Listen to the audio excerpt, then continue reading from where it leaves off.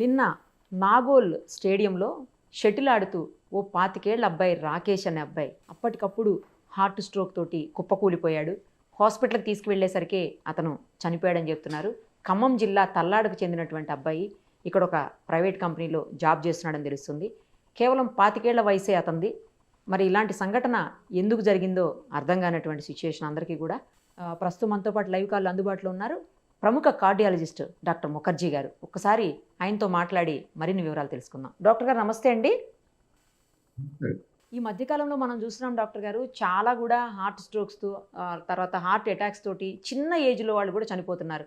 Even 10 years 9 years పిల్లల దగ్గర నుంచి 40 లోపల అసలు చాలా ఎక్కువ కనిపిస్తున్నాయి మనకు మరణాలు. ఈ అబ్బాయి అయితే, ఈ రాకేష్ అనే అబ్బాయి అయితే నిన్న చనిపోయిన రీసెంట్గా 25 ఇయర్స్ అంట. సో మరి హెల్తీగానే ఉన్నాడు, పైగా షటిల్ ఆడుతున్నాడు, ఆడుతూ ఆడుతూ చనిపోయాడు. విజువల్ చూస్తుంటే బాధ అనిపిస్తోంది. ఎందుకు డాక్టర్ గారు అసలు ఎలా అవుతున్నాయి, వీటిని కనుక్కోవటం ఎలాగా? అంత చిన్న ఏజ్లో ఎవరు టెస్టులు కూడా చేయించుకోరు నిజానికి. ఎలా కనుక్కోవాలి, ఎలాంటి జాగ్రత్తలు తీసుకోవాలి, అసలు మొత్తం చెప్పండి డాక్టర్ గారు ఒక్కసారి అందరికీ అవేర్ చేసేలాగా. అంటే చాలా బాధాకరమైన విషయం అండి. రాకేష్ ఇలా 25 ఇయర్స్ లోనే షటిల్ ఆడుతూ చనిపోవటం అనేది చాలా బాధాకరమైన విషయం. చూస్తే విజువల్స్ చాలా బాధ అనిపిస్తుంది, మనకి భయం వేస్తుంది ఇమీడియట్ గా. ఇంత చిన్న వయసులోనే ఇలా కుప్పకూలిపోతుంటే, ఎస్పెషల్లీ హ్యాపీగా ఆడుకుంటూ సడన్ గా చనిపోవడం అనేది చాలా బాధ అనిపిస్తుంది. అయితే ఎందువల్ల చనిపోయారు ఈ విధంగా అనే విషయంలో మనకి ఇంకా క్లారిటీ రావాల్సిన అవసరం ఉంది. హాస్పిటల్కి వెళ్లే టైంకే ఆయన మృతి చెందినట్టు నిర్ధారించడం జరిగింది. అయితే కార్డియాక్ అరెస్ట్ ద్వారానే ఆయన చనిపోయారు అనేది వైద్యులు ధృవీకరించినట్టుగా చెప్తున్నారు. అయితే కార్డియాక్ అరెస్ట్ వల్లనే అందరూ చనిపోయారు. అంటే చనిపోవడానికి డెఫినేషనే కార్డియాక్ అరెస్ట్. గుండె ఆగిపోవడం అనేది కార్డియాక్ అరెస్ట్. అంటే గుండె ఆగిపోతేనే చావుని నిర్ధారిస్తాను. కాబట్టి కార్డియాక్ అరెస్ట్ తో చనిపోయారనేది మనకి కంప్లీట్ గా ఇన్ఫర్మేషన్ తెలియదు. కాబట్టి కార్డియాక్ అరెస్ట్ ఎందుకు వచ్చింది అనేది ఇంపార్టెంట్. సో కార్డియాక్ అరెస్ట్ రావడానికి 2 రకాల ప్రధానమైన కారణాలు ఉంటాయి. ఒకటి ప్రధానమైన కారణం గుండెపోటు. గుండెపోటు వచ్చిన మొదటి క్షణాల్లో కార్డియాక్ అరెస్ట్ రావడం అనేది చాలా కామన్ థింగ్. సో అలా కాకుండా గుండెపోటు లేకుండా, అంటే గుండెపోటు అంటే ఏంటంటే గుండెకి సరఫరా చేసే ఒక రక్తనాళం కంప్లీట్ గా మూసుకుపోవడం వల్ల వచ్చేదాన్ని గుండెపోటు. అంటే గుండెపోటు వచ్చి మనకి కార్డియాక్ అరెస్ట్ అయిందా? గుండెపోటు లేకుండానే కేవలం కొన్ని అండర్లయింగ్ కండిషన్స్ వల్ల. ఈ అండర్లయింగ్ కండిషన్స్ ఏంటంటే పుట్టుకతోనే జెనెటిక్ గా ఉండే కొన్ని కండిషన్స్ ఉంటాయి. వీటిల్లో హెచ్ఓసిఎం అని, ఏఆర్విడి అని, సిపివిటి అని, లాంగ్ క్యూటీ అని, షార్ట్ క్యూటీ అని, బ్రొగాడా అని, ఇట్లా కొన్ని సిండ్రోమ్స్ ఉంటాయి. వీటిల్లో ఏమవుతుందంటే సడన్ గా కార్డియాక్ అరెస్ట్ వచ్చే అవకాశం ఉంటుంది. లోపల ఏమీ ప్రాబ్లం విడిగా లేకుండా, స్ట్రక్చరల్ ప్రాబ్లం లేకుండానే వీళ్ళకి సడన్ గా హార్ట్ అటాక్ వచ్చే అవకాశం ఉంటుంది. సో ఈయనకి వచ్చింది ఏ రకమైంది, ఎలాంటిది అనేది తెలియాలి అంటే ఖచ్చితంగా మనం పోస్ట్ మార్టం చేసి చూడాల్సిందే. పోస్ట్ మార్టం చేయకుండా మనం చెప్పడానికి సాధ్యం కాదు. ఒకవేళ జెనెటిక్ సంబంధించిన జబ్బులు అయితే కనుక వాటికి సంబంధించిన పరీక్షలు వేరే ఉంటాయి. అట్లా కాకుండా నార్మల్ గా గుండెపోటు వచ్చే అవకాశం ఉంటే కనుక దానికి రిస్క్ ఫ్యాక్టర్స్ ఏమున్నాయి అనేది మనం ఆలోచించాలి. షటిల్ ఆడే వాళ్ళందరికీ రిస్క్ ఫ్యాక్టర్స్ ఉండవని కాదు. బీపీ కానీ, షుగర్ కానీ, కొలెస్ట్రాల్ కానీ, స్మోకింగ్ కానీ, ఒబేసిటీ కానీ, ఫ్యామిలీ హిస్టరీ కానీ, ఇట్లాంటివి ఏదైనా ఉన్నప్పుడు వాటి ద్వారా రిస్క్ పెరిగే అవకాశం ఉంటుంది. తక్కువ వయసులో కూడా కొంతమందికి ప్రాణాపాయం కలగచ్చు. యాక్చువల్ గా మీరు చూసినట్లయితే ప్రాణాపాయం ఇంకా తక్కువ వయసులో ఉన్న వాళ్ళకే ఉంది. ఇప్పుడు మీకు 60 ఏళ్లకి హార్ట్ అటాక్ వచ్చిన వాళ్ళకన్నా కూడా తక్కువ వయసులో హార్ట్ అటాక్ వచ్చిన వాళ్ళకి, ఇట్లా 25-30 ఇయర్స్ కి హార్ట్ అటాక్ వచ్చిన వాళ్ళకి సడన్ గా కార్డియాక్ అరెస్ట్ అవడానికి ఎక్కువ ఛాన్సెస్ ఉంటాయి. ఎందుకంటే ఇక్కడ గుండెకి 3 రక్తనాళాలు ఉంటాయి ప్రధానంగా. ఒక రక్తనాళంలో బ్లాక్ వస్తే వేరే రక్తనాళంలో కొంత మేరకైనా సప్లై చేయగలిగే అవకాశం ఏజ్ పెరిగే కొద్దీ ఉంటుంది. సో వాటిని కొల్లేటరల్స్ అంటారు అన్నమాట. అట్లా లేకుండా ఉండేది చిన్నపిల్లల్లో అలాంటివి ఉండవు. సో ఈ దేనికది ఇండిపెండెంట్ గా పనిచేస్తుంటుంది. అందుకని ఏదైనా రక్తనాళం కంప్లీట్ గా మూసుకుపోయినప్పుడు పక్క రక్తనాళం నుంచి ఏమాత్రం వాళ్ళకి ఫెసిలిటీ ఉండదు, బ్లడ్ ఫ్లో ఫెసిలిటీ ఉండదు. అందుకని సడన్ గా కార్డియాక్ అరెస్ట్ వచ్చే అవకాశం చిన్నపిల్లల్లో ఎక్కువగా ఉంది. సో అది కారణం అవుతుంది. అయితే ఇప్పుడు మనం ఇంపార్టెంట్ గా తెలుసుకోవాల్సింది ఏంటంటే 2 రకాలైన విషయాలను మనం జాగ్రత్తగా అబ్జర్వ్ చేయాలి. ఒకటి మనకి తెలిసిన రిస్క్ ఫ్యాక్టర్స్, రెండోది మనకి తెలియని రిస్క్ ఫ్యాక్టర్స్. మనకి తెలిసిన రిస్క్ ఫ్యాక్టర్స్ అన్ని ఇప్పుడు మనం మాట్లాడాం. బీపీ కావచ్చు, షుగర్ కావచ్చు, కొలెస్ట్రాల్ కావచ్చు, స్మోకింగ్ కావచ్చు, లేకపోతే ఫ్యామిలీలో హార్ట్ ప్రాబ్లం ఉండొచ్చు, ఒబేసిటీ అయి ఉండొచ్చు, మానసిక ఒత్తిడి అయి ఉండొచ్చు, నిద్ర సరిగ్గా పోకపోయి ఉండొచ్చు. ఇవి మనకి తెలిసిన అంశాలు. తెలియని అంశాలు ఏంటంటే, ఎక్కువ అనుమానం ఉండేవి తెలియని అంశాలు ఏంటంటే కోవిడ్ వల్ల వస్తుందా లేదా, కోవిడ్ వ్యాక్సిన్ వస్తుందా లేదా, ఇవి మనకి తెలియని అంశాలు.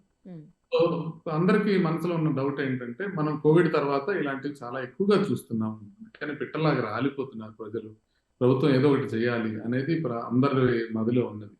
అయితే మనం గమనించాల్సింది ఏంటంటే ఇట్లాంటి సడన్ కార్డియక్ డెత్స్ కోవిడ్‌కి ముందు కూడా అనేక రకంగా ఉండేవి. చాలా ఎక్కువగానే ఉండేవి. ఓకే. దాని మీద మనకు చాప్టర్ ఉండేది సెపరేట్‌గా. హ్మ్. కోవిడ్‌కి సంబంధించిన ముందే గుండెకి సడెన్‌గా కార్డియక్ అరెస్ట్ రావడం అనేది ఒక చాప్టర్ ఉండేది. చిన్న ఓకే. వయసులోనే కార్డియక్ అరెస్ట్ రావడం అనేది. అది అంత రేర్ కాదు. ఎందుకనంటే 2014 నుంచి 2018 వరకు ఫుట్బాల్ ఆడే వాళ్ళలో ఒక పరిశోధన చేసినప్పుడు ఫుట్బాల్ ఆడుతూ 617 మంది ఈ 4 సంవత్సరాల వ్యవధిలో చనిపోయారనేది బా! ఇంటర్నేషనల్ జర్నల్‌లో పబ్లిష్ అయింది. సో, హ్మ్. అందుకోసం అని చెప్పి మనం ఖచ్చితంగా ఇవి ఇంతకు ముందు కూడా ఉండేవి. కాకపోతే ఇప్పుడు సీసీటీవీలు గానియండి, కెమెరాలు గానియండి విపరీతంగా ఉండటం వల్ల కొంత మేరకు మనకి ఎక్కువగా కనపడుతున్న మాట వాస్తవమే. కేవలం కనపడటం మాత్రమే కాదు, కొంత మేరకు జబ్బులు కూడా పెరుగుతున్నాయనేది కార్డియాలజిస్ట్‌లుగా మేము చూస్తూ ఉన్నాం. So, okay. వీటికి కారణాలు ఎట్లాంటివి ఉంటాయంటే కోవిడ్ తర్వాత మనకొచ్చిన జీవన సరళిలో మార్పులనేవి మనం చూసుకోవాలి. మనం అనుకుంటున్నాం కోవిడ్ తర్వాత ఫుడ్ విషయంలో చాలా జాగ్రత్తగా తీసుకొని తింటున్నారేమో, ఇంతకు ముందులాగా తినట్లేదేమో అని. కాదు. మనం చూస్తే ఇప్పటికి కూడా హైదరాబాద్‌లో స్విగ్గీ గాని, జొమాటో గాని చూస్తే మొదటగా బిర్యానీయే ఎక్కువ కనపడుతది. కరెక్ట్. కరెక్ట్. ఆహారపు అలవాట్లు ఇంకా బ్యాడ్ అయిపోయినాయి. మనం ఎప్పటికప్పుడు జంక్ ఫుడ్ అందుబాటులోకి రావటం ఇంకా ఎక్కువైపోయింది. మానసిక ఒత్తిడి విపరీతంగా పెరిగిపోయింది. ఫిట్‌నెస్ గురించి మనం చేసేవాళ్ళు చేస్తున్నారు గానీ, వెయిట్ పెరిగేవాళ్ళు విపరీతంగా పెరుగుతున్నారు. National Institute of Nutrition, ICMR కలిసి చేసిన పరిశోధనలో తెలిసిందేంటంటే, లాస్ట్ 4-5 ఏళ్లలో మనకి ఒబెసిటీ విపరీతంగా పెరిగింది. బీపీ విపరీతంగా పెరిగింది. డయాబెటిస్ విపరీతంగా పెరిగింది. హ్మ్. ఇవన్నీ కూడా మనకి బాగా ఎక్స్‌పోనెన్షియల్‌గా పెరగడం జరిగింది. అంటే నార్మల్‌గా 5 ఇయర్స్ వ్యవధిలో పెరిగేదానికన్నా కూడా విపరీతంగా ఎక్కువగా పెరగడం అనేది చూసారు. సో, ఇవన్నీ ఒక ఎక్స్‌ప్లోజివ్‌గా గుండె జబ్బులు వచ్చే అవకాశం ఉంది నెక్స్ట్ అని నాలాంటి వాళ్ళు ముందే వార్న్ చేయడం జరిగింది. ఒక 2, 3 ఇయర్స్ క్రితమే. ఎందుకంటే అవును సార్. కోవిడ్ తర్వాత అనుకున్నాం మనం. కానీ అవును. కోవిడ్ తర్వాత వచ్చిన లైఫ్ స్టైల్ మార్పులతో ఎక్కువ జబ్బులొచ్చే అవకాశం ఉంది. ఇకపోతే కోవిడ్ వల్ల గాని, లేకపోతే కోవిడ్ వ్యాక్సిన్ వల్ల గాని వచ్చే అవకాశం ఉన్న విషయాన్ని మనం డైరెక్ట్‌గా అడ్రెస్ చేయాల్సిన అవసరం ఉంది. ఎందుకంటే అందరి మదిలో ఉన్న ప్రాబ్లమ్ అదే డౌట్. దీనికి సంబంధించి 2 పరిశోధనలు జరిగినాయి. ఐసీఎంఆర్, ఆల్ ఇండియా ఇన్‌స్టిట్యూట్ ఇద్దరు చేసిన పరిశోధనలో వాళ్ళు చెప్పిందేంటంటే, కోవిడ్ వ్యాక్సిన్ వలన హార్ట్ అటాక్స్ ఏమీ పెరగలేదు. కొంత కోవిడ్ వ్యాక్సిన్ వల్ల ప్రొటెక్షన్ కూడా కొంత ఉంది అనేది చెప్పడానికి ప్రయత్నం జరిగింది. అయితే వాళ్ళు చేసిన పరిశోధన ఏంటంటే, గుండె జబ్బు వచ్చిన వాళ్ళని అంటే హార్ట్ అటాక్‌లు వచ్చి సడెన్‌గా చనిపోయిన వాళ్ళని కొంతమందిని తీసుకొని వాళ్ళలో ఎంతమందికి వ్యాక్సిన్ ఏసుంది, ఎంతమందికి వేయలేదు అనేది చూస్తే వేసిన వాళ్ళకన్నా వెయ్యని వాళ్ళకే ఎక్కువగా హార్ట్ అటాక్‌లు రావడం అనేది వాళ్ళు గమనించారు. అయితే ఓహ్! నేను చెప్పేదేంటంటే పరిశోధన చేసేటప్పుడు మనం చేయాల్సింది రివర్స్‌లో కాదు. మనం చేయాల్సింది ఏంటంటే ఒక 1,00,000 మంది వ్యాక్సిన్ వేసిన వాళ్ళని, ఇంకో 1,00,000 మంది వ్యాక్సిన్ వేయని వాళ్ళని తీసుకొని మనం వాళ్ళని ఫాలో అప్ చేసినప్పుడు మనకి ఒక 4, 5 ఏళ్లలో ఎంతమంది సడెన్‌గా చనిపోతున్నారు, దీంట్లో ఎక్కువ మంది చనిపోతున్నారా, దాంట్లో ఎక్కువ మంది చనిపోతున్నారా అని చూసినట్లయితే అప్పుడు మనకి వ్యాక్సిన్ వల్ల అవుతుందా లేదా అని తెలిసే అవకాశం ఉంటది. అందుకని ఆ డైరెక్షన్‌లో ఇంకా పరిశోధన జరగాల్సిన అవసరం ఉంది. కానీ ఇప్పటి వరకు ఉన్న ఇన్ఫర్మేషన్ బట్టయితే వ్యాక్సిన్ వల్ల హార్ట్ అటాక్‌లు వస్తున్నట్టుగా ఎక్కడ కనపడట్లేదు. ఎందుకంటే ఇండియాలో వేసిన వ్యాక్సిన్స్‌లో ప్రధానమైనవి కోవాక్సిన్, కోవిషీల్డ్. కోవిషీల్డ్. ఈ కోవిషీల్డ్ వ్యాక్సిన్‌తో రక్తం గడ్డలు కట్టే అవకాశం ఎక్కువుంది అనేది మనకు తెలిసింది. కరెక్ట్. రక్తం గడ్డలు కట్టే అవకాశం ఎక్కువుంది కాబట్టి సహజంగా హార్ట్ అటాక్‌లు వస్తున్నాయంటే దాని వల్లే అనుకునే అవకాశం ఉంది. అయితే 3 విషయాలు మనం ప్రధానంగా తెలుసుకోవాలి. కోవిషీల్డ్ వ్యాక్సిన్ 2 డోసులుగా ఇవ్వబడుతుంది. దాంట్లో తర్వాత రక్తం గడ్డలు కట్టే స్వభావం వచ్చేది మొదటి డోస్ తర్వాతనే వచ్చింది. రెండో డోస్ తర్వాత లేదు. అంటే దాన్ని టెంపరల్‌గా ఫస్ట్ డోసు వేసిన తర్వాత నెక్స్ట్ 1 ఆర్ 2 మంత్స్‌లోనే క్లాటింగ్ టెండెన్సీ ఎక్కువైంది అనే విషయం మనకు తెలుస్తుంది. రెండో విషయం ఏంటంటే కోవిడ్ వ్యాక్సిన్ తర్వాత కోవిషీల్డ్ తర్వాత వచ్చే క్లాట్స్‌లో ప్రధానంగా అయ్యేది బ్రెయిన్‌లో అవుతాయి. అది క్లియర్‌గా తెలిసింది. సెరెబ్రల్ వీనస్ సైనస్ థ్రాంబోసిస్ అంటారు. సీఎస్‌విటి అని. మనకు ఆ కేసులు పెరిగిన దాఖలాలు ఎక్కడా కనపట్ల. మన గుండెకి సంబంధించిందే ఎక్కువ కనపడుతోంది. మూడో విషయం ఏంటంటే కోవిషీల్డ్ వేసిన తర్వాత ఈ ప్రాబ్లమ్స్ క్లాట్స్ వచ్చే వాళ్ళలో ప్రధానంగా లేడీసే ఉంటారు. జెంట్స్ తక్కువ ఉంటారు. లేడీస్ ఎక్కువ హ్మ్. ఉంటారు. ఇప్పుడు మనం మరణాలు చూసుకున్నట్టయితే జెంట్సే ఎక్కువగా ఉన్నారు. ప్రధానంగా ఎక్కడో లేడీస్ ఒకళ్ళిద్దరు తప్ప ప్రధానంగా అందరూ జెంట్సే ఉన్నారు. ఈ 3 కారణాలు బట్టి కామన్ సెన్స్ ప్రకారం చూసుకున్నా కూడా వ్యాక్సిన్స్ వల్ల కాదేమో అనిపిస్తోంది. గవర్నమెంట్ చేసిన పరిశోధనలు, సీడీసీ అమెరికాలో చేసిన పరిశోధనల వల్ల కూడా ఇది కాదేమో అనిపిస్తోంది. ఇక మూడవ విషయానికొస్తే, మనం వ్యాక్సిన్ అనుకుని భయపడి కూర్చోవటం, చేతులు కట్టుకొని కూర్చోవటం వల్ల ఎటువంటి ఉపయోగం లేదు. మనం వ్యాక్సిన్ వల్ల కాదేమో, మన లైఫ్ స్టైల్ వల్లనేమో అని ఆలోచిస్తే, మనం దాన్ని కొంత మేరకు నివారించుకునే ప్రయత్నం చేయగలుగుతాం. అయితే ఆ వ్యాక్సిన్ వల్లన అవునా? కాదా? అన్న విషయాన్ని అక్కడే వదిలిపెట్టకూడదు. వ్యాక్సిన్ కంపెనీలకి జవాబుదారీతనం ఉండాలి, పారదర్శకత ఉండాలి. అందుకని ఆ డైరెక్షన్‌లో పరిశోధనలు జరగాలి. ఇకపోతే ఇంకా 2 విషయాలు మనం గమనించాల్సిన అవసరం ఉంది. రాకేష్ గారు పడిపోయినప్పుడు వాళ్ళు సీపీఆర్ చేయటం జరిగింది. అయితే అది పూర్తిగా కరెక్ట్‌గా జరగలేదు. సరే. సీపీఆర్ చేయడంలో ప్రాపర్‌గా చేయాల్సింది అందరూ నేర్చుకోవాల్సిన అవసరం ఉంది. స్పోర్ట్స్‌లో గాని, జిమ్స్‌లో గాని పార్టిసిపేట్ చేసేవాళ్ళు ఇంకా జాగ్రత్తగా చేసుకోవాల్సిన ఉమ్, అవసరం. ఉమ్. అట్లా సీపీఆర్ చేయటంతో పాటుగా సిపిఆర్‌లో ఉపయోగపడే ఒక పరికరం ఏఈడీ అనే పరికరం ఒకటి ఉంటుంది. ఆ ఓకే. ఏఈడీ పరికరం అన్ని చోట్ల అందుబాటులో ఉండేటట్టు చూడాలి. ఈ విషయంలో గవర్నమెంట్ కొంచెం ఇంట్రెస్ట్ తీసుకొని చూసుకోవాల్సిన అవసరం ఉంది. పబ్లిక్ ప్లేసెస్‌లో అంటే విమానాశ్రయాల్లో కావచ్చు, రైల్వే స్టేషన్‌లో కావచ్చు, బస్ స్టాండ్‌లో కావచ్చు, అక్కడ పబ్లిక్ యాక్సెస్ డిఫిబ్రిలేటర్ అనేది అందుబాటులో ఉంచితే బాగుంటుంది.